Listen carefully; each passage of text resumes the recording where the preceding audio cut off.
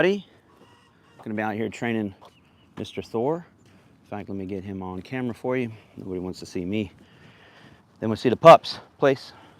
All right, let me spin this bad boy around and we will get to training. We're gonna be doing about a 20-minute training session with Mr. Thor and answering any questions you all have. So let's get this bad boy spun around. My wife will be behind the camera helping out as well. All right, so there's Mr. Thor. Hopefully we get some more sunlight here soon. And when we do, you'll see us better. Hello, Claudio from Germany.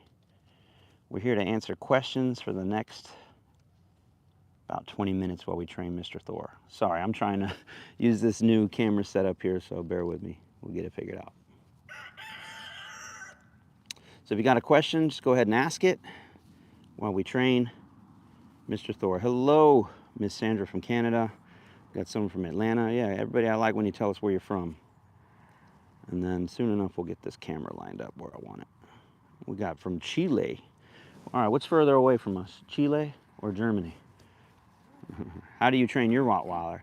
The same way we train all the dogs. All right, so that is a Rottweiler back there. All right, we're gonna just go with that.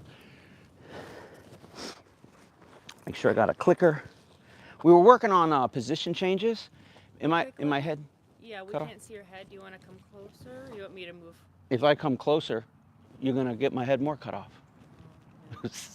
We're trying this new camera setup, and it's just not as ideal. Here, want me to go stand over there to give you a better idea? Sure. There we go. We'll get to training here in a second, y'all.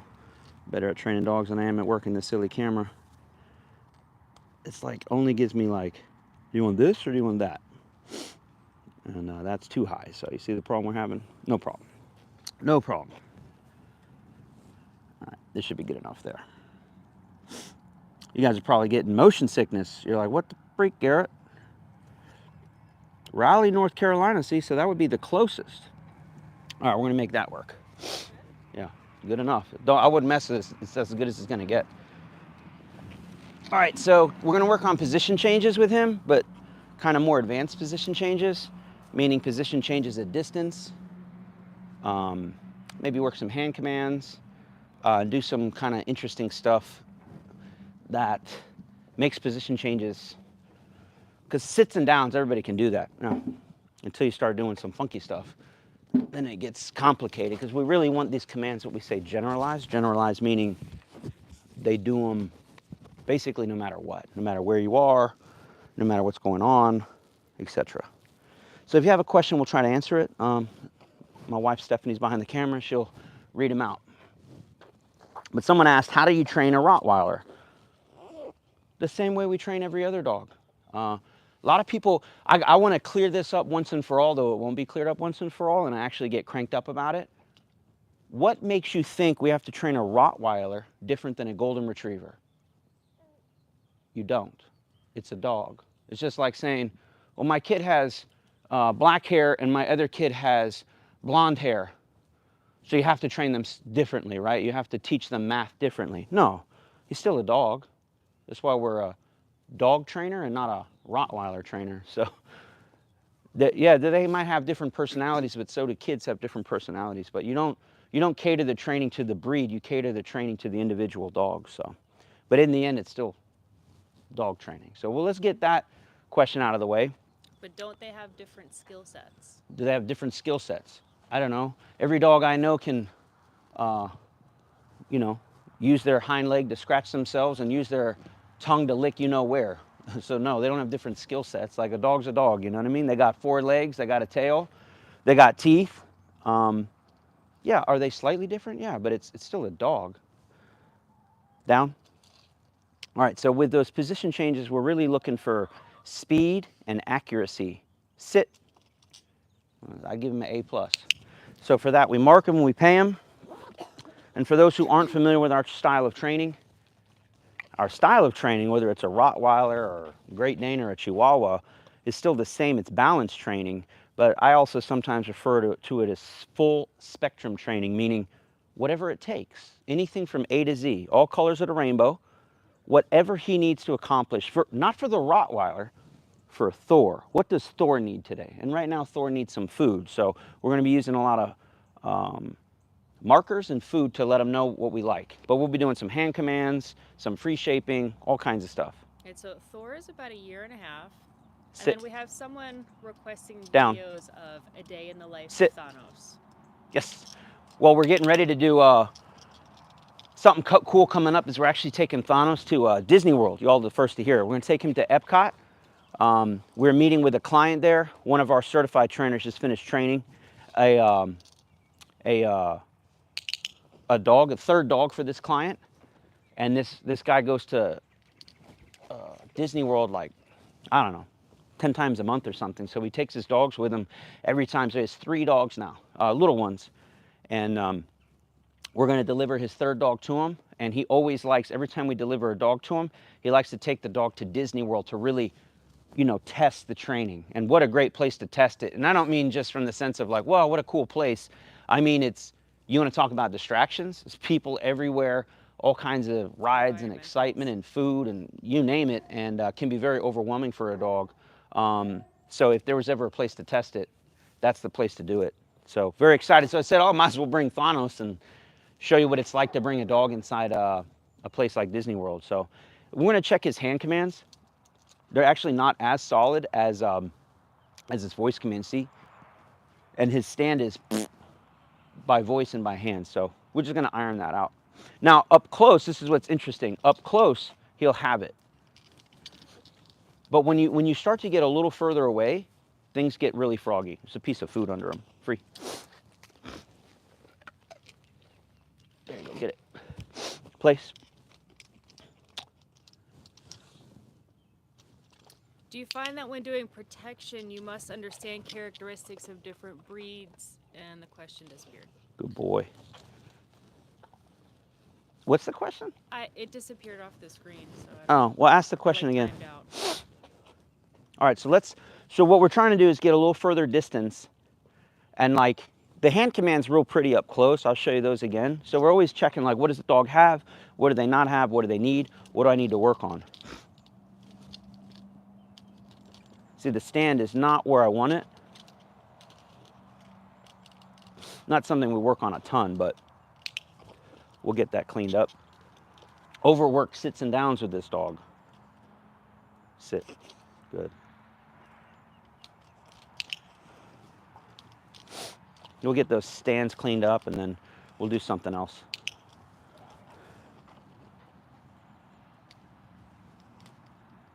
Sit. Stand. No. Stand. He's like, it's going through his repertoire. Down. Stand. No. No. Good. Now, what the problem most people run into is, and I'll demonstrate it here in a minute, his sits and downs are on fire. So we will get into a problem of like, well, let's just do sits and downs then. Sure. But then he's not learning anything. He's just doing what he's already good at. It's like, what's 2 plus 2? 4. What's 2 plus 2? 4. Good job, good job. What's 2 plus 2? 4. Like that gets old. So we want to, hey, what's 3 plus 2? Let's start switching it up a little bit. So his sits and downs money, his stands are down. Good. Stand. He's still kind of resorting into the SIT. Okay, now, how would you tell a guest to greet your very big, dominant dog? How do you tell a guest to greet your big, dominant dog? Don't. Ignore it. Nothing exudes a little more dominance than just ignoring the dog, right? Because your other option is, I don't know what, stare it in the eyeballs? That's not going to be good. Just ignore it. I like people come over to my house, ignore the dog until he settles down, until I release him to come check you out. But it's not, a lot of people get this really screwed up. They forget on so many levels, whose house is it? Down. No. Good. No. Good. on so many levels they screw this up. They free. Whoops. Free. They think that as soon as the door opens, it's the dog that's supposed to like run up to the person and greet them, and freaking pandemonium that ensues. And it's just not like that. Imagine if you opened the door and my 6-year-old was throwing kicks and elbows and smashing people in the face, running up to the guest that's coming in the house, and then like basically pickpocketing them, going up and down them, shaking them down, pulling out their wallet, checking their ID, counting how much money's in their wallet. It's exactly what your dog's doing when you let people in, and your dog bulldozes to the front door, rips around them, sniffs them all up in their business, jumps on them, and just, it's like, well, this is not proper decorum. The proper decorum is sit there, be polite. Just like you teach your kids maybe how to shake a hand or be polite when they introduce themselves to someone, we have to show the dogs that there is a proper way to greet someone at the door, and it's not mayhem and pandemonium. And then the whole time they're like, oh, it's okay, it's just how he is. It's like, that's just how he is because that's just how you allow him to be. If my 6-year-old came up and kicked you in the nuts and stole your wallet, I'd be like, oh, that's just how she is, you know. She'll settle down in a minute. She'll settle down. No, it's not how it goes. Are we too close probably? You can't see him? Just the top of his back. Free. There's more sun over here anyways. We'll take it. So a little different tool might help him a little bit. Down. Nope. Down. Good. So we're looking for a little more accuracy, not this, let me just rip into positions. We need him to focus and do the right command at the right time. Sit. Good. Down. Good. Stand. Oof. The horse is making an appearance. Yeah, them horses, you can see them? That's like the favorite thing when they come out in the morning. They come out, do a little lap. That's like the only running they do, right? Like right in the morning. For the most part. Pretty nice though. Do you ever plan on getting a Chihuahua? Sit. That would be a hard no. No. Sit. Stand. I don't know, man. They're pretty cute. If I did get another dog, it would be something small. Like a little, I don't know, for lack of a better word, like a pocket rocket. Just something cool. Obviously, it's not always easy to take a giant dog somewhere. Leave it. It's just a horse, buddy. Down. No. Free. You want to go attack the horses? Go. Free. Go check them out. It's like you'd never seen them before. Yes, Chelsea, we are. Thank you for that. So not a Chihuahua and not for us, but hang Good. around because this weekend we have a Presa Canario getting dropped off. Yeah, I'm Anna. excited about that. Yeah, like 4 months old, give or take. A little over 4 months old. So it's a pretty cool dog. Are you over yourself, bro? You good? All right. All right, where were we? Feed me one of those questions. All right, I need one to pop back. Oh, up no for me. problem. I might use a touch of e-collar to get his focus back. Boy. That's the problem with them Rotties, boy. They get distracted. Oh, boy. How to stop my dog from barking constantly at cats, doorbell, ringing, or any other noise? Barking at cats, doorbell ringing, and what else? Just barking at everything, basically. Yeah. Teach a quiet command. Pretty simple. That's what you have to do. There just has to be consequences for behaviors that you don't like. And again, going back to like what's the big issue with most folks where they get it wrong is they're afraid to correct their dog or punish their dog. Well, if you never punish them, then there's Got it, never a Chelsea. consequence. So we have to let them know there's a time to bark. There's also a time to be quiet. So you can use a leash and prong collar. You can use an e-collar. But again, you have to, this is not just a simple answer like, oh, just do this. You have to prepare the dog. And better said, every time you correct a dog, we like to do what's called a correction with direction, meaning stop doing that and start doing this. Don't jump on my guest, that's a bad idea. But if you sit, good things happen. Don't bark at the cat, bad idea. But if you're quiet, good things happen. So just yin and yang, just like proper parenting, I would say, right? Leave it. All right, let's get these stands figured out. What's up with this horse? It took his sweet time coming out. Moseying on out here. You don't have a gallop in him. It's the new Down. guy. Good boy. Let's get these freaking stands figured out, buddy. Too much talking, not enough training. So Stand. after training a few Boy. Boer bulls and owning Corsos, Sit. would you say that the Boer bull is more powerful than the Corso? Stand. You got to speak louder. Is the Boer bull more powerful than the Corso? By far. By far. They're just bigger.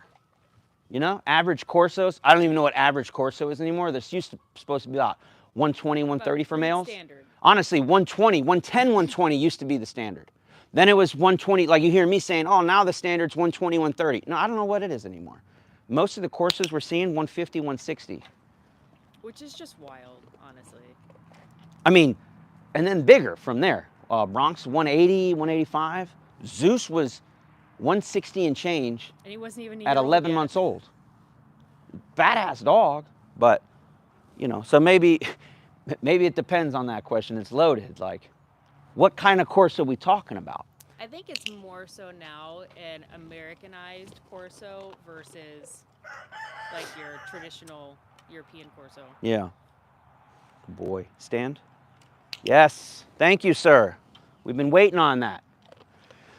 All right, so back to that question. What your Boer bull's going to be 180 to 200 plus pounds. So that's a lot of dog, man. Very, very, very powerful dog. So I almost forgot.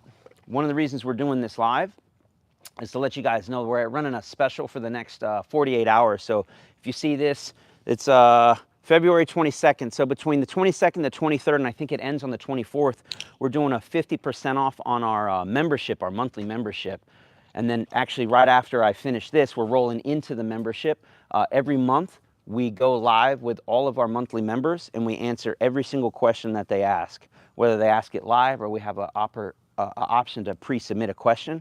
And the whole purpose of that is to help folks like you get their dogs trained to where they need to be. And so typically the monthly membership will accompany one of our courses, but it's in any of our courses, you can ask questions in the course and we get back to you like almost immediately. Every single question you ask in the course is answered, but sometimes you might want to just, it's one thing to type a question and get a written response. They're very good, they're very thorough. Sometimes you want to like talk it out, and so that's what we do on those monthly lives.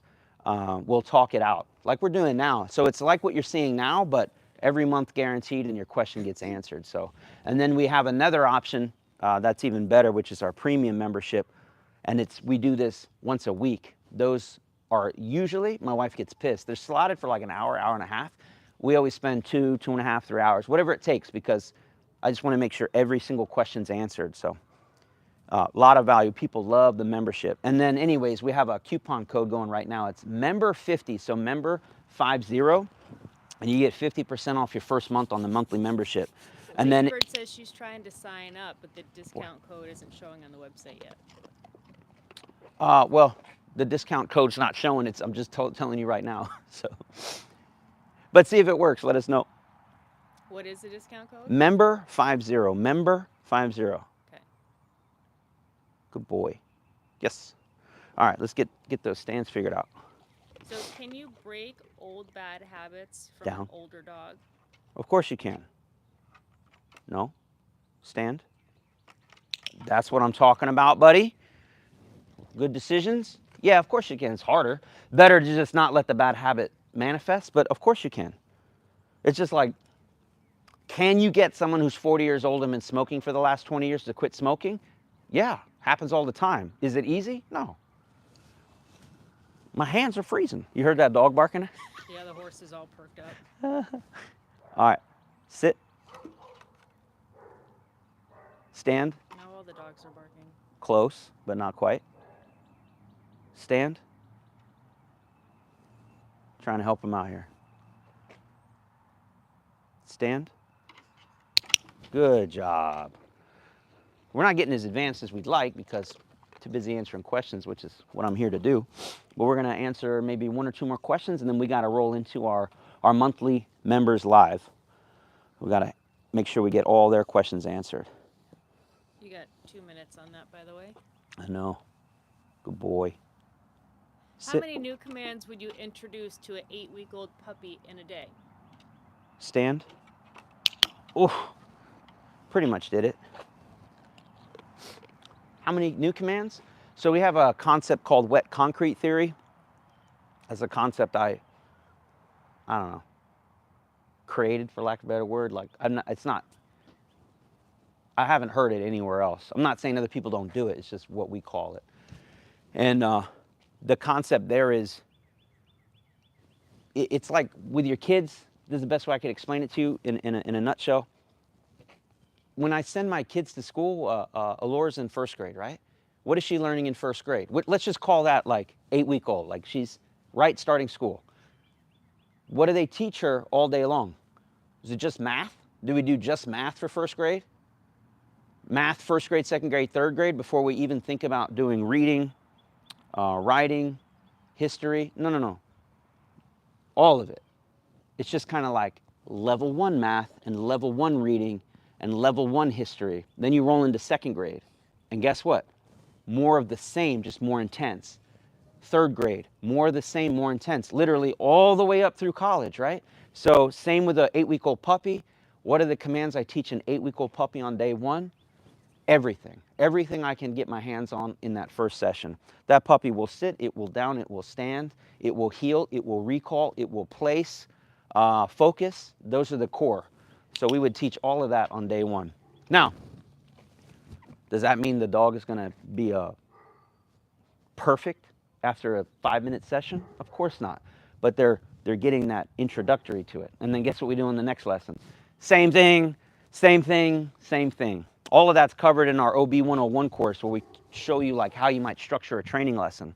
Now, that doesn't mean we won't have a lesson like this where we're supposed to be working on the stand, doing more talking than anything. At least he's holding the position well. I'll give him a lot of bonus points for that. So it's a good question. But yeah, how many commands should you be teaching? Everything you can squeeze in a session. For me, that doesn't mean you won't cater a particular session later on. Say, you know what? We need to work more on their downs, and we'll just work on that for maybe the whole session or the bulk of that session. Good boy. So Sit. how long should a training session last? Stand. You got to keep it up, Bubba. No, I'm not even paying then. Stand. No. Stand. Nope. Training session can be anywhere from 3 minutes to like 30 minutes on average. Sweet spot's like 15 minutes. You know what? Did I forget my leash? You snag me a leash? Yeah. Good boy. You know what? Forget it. We'll do it without it because we're almost out of time. And then we'll roll into the next meeting. Okay. At what age Boy. should you start protection training? 8 weeks old. Good boy. How do you know Sit. what is the right length of time for a session?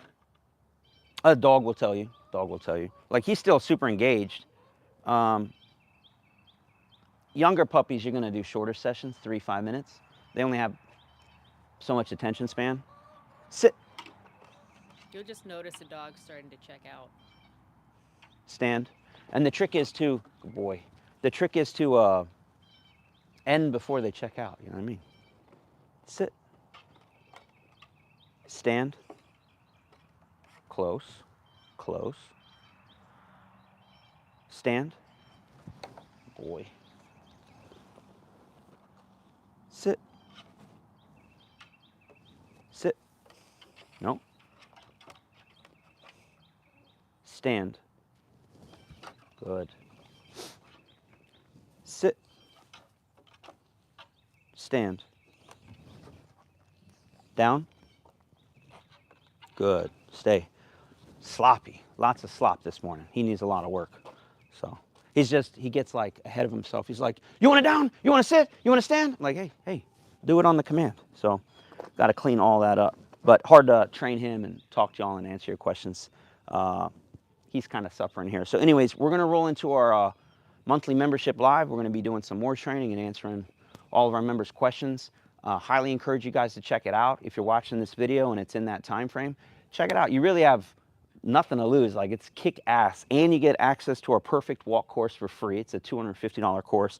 You get access to our private Facebook group where it's myself, all my trainers, all of our moderators helping you out, and alumni from all of our courses, and that whole community there to support you to get your dog trained to be the best that it can be.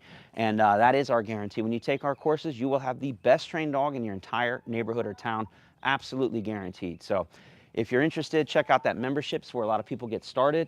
You also get 10% off all of our courses as long as you're a member. So it literally pays for itself, especially when you're getting 50% off when you first join up. So again, that's code MEMBER50. And hopefully we'll see you in the membership, which we're going to right now. So see you guys all in the next one, and wish me luck with Mr. Thor. He needs some work. See you guys.